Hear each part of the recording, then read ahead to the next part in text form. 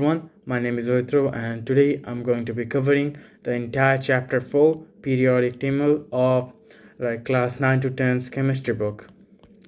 So yeah, let's get started. So first of all, what is the periodic table? The periodic table is a systematic arrangement of all known chemical elements according to their atomic numbers. It helps scientists understand and predict the properties of elements. Before the periodic table, scientists found it really difficult to organize different elements. And the modern periodic table solved this problem by arranging elements in a meaningful pattern, which is also nice to the eyes. And elements with similar chemical properties are placed in the same vertical column, making it easier to study them. So how did the periodic table develop? Many scientists contributed to the development of the periodic table. First, scientists tried to classify elements based on their properties. And then Russian scientists arranged elements according to atomic mass and predicted the existence of undiscovered elements. Later, another scientist discovered that atomic number is more important than atomic mass. As a result, the modern periodic table arranges elements according to increasing atomic number. So that's yeah. There are some modern periodic laws now. So yeah, the modern periodic law states as the atomic number of elements increase, their physical and chemical properties repeat periodically. This means that similar properties appear again and again after certain intervals. This law forms the foundation of the modern periodic table. And in the periodic table, there are things called groups and periods. So, what are they? The vertical columns in the periodic table are called groups.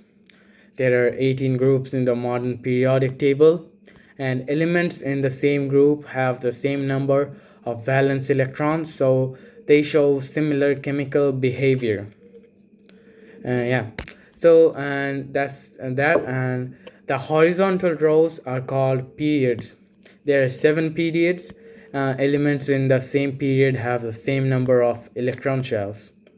Thing to remember is that same group is equals similar chemical properties, and same period equals same number of electron shells. So yeah. And what is electron configuration and how does it relate to the periodic table? Electron configuration shows how electrons are arranged around the nucleus. The position of an element in the periodic table depends on its electron configuration. For example, sodium has atomic number 11.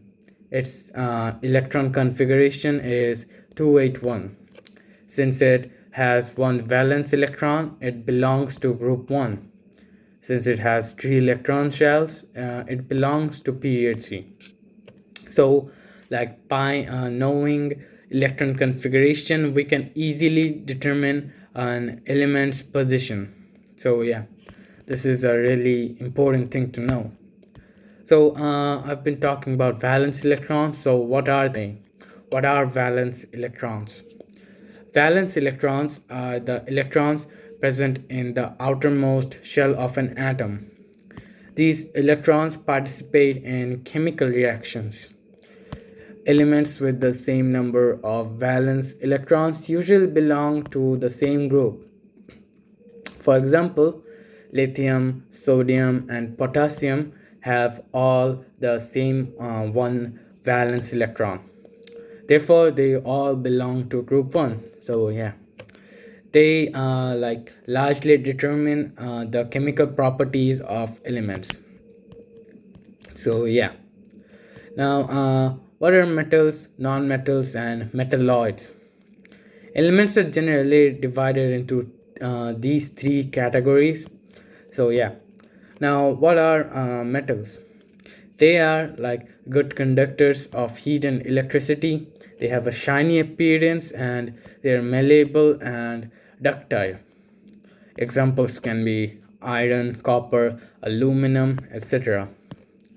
And then there's non-metals, poor conductors of heat and electricity, usually dull and brittle in solid form. Examples can be oxygen, sulfur, carbon, yeah. Then there's metalloids, which show the like both of the metal and non-metals properties. They are like silicon and germanium. These are found along the zigzag line of the periodic table.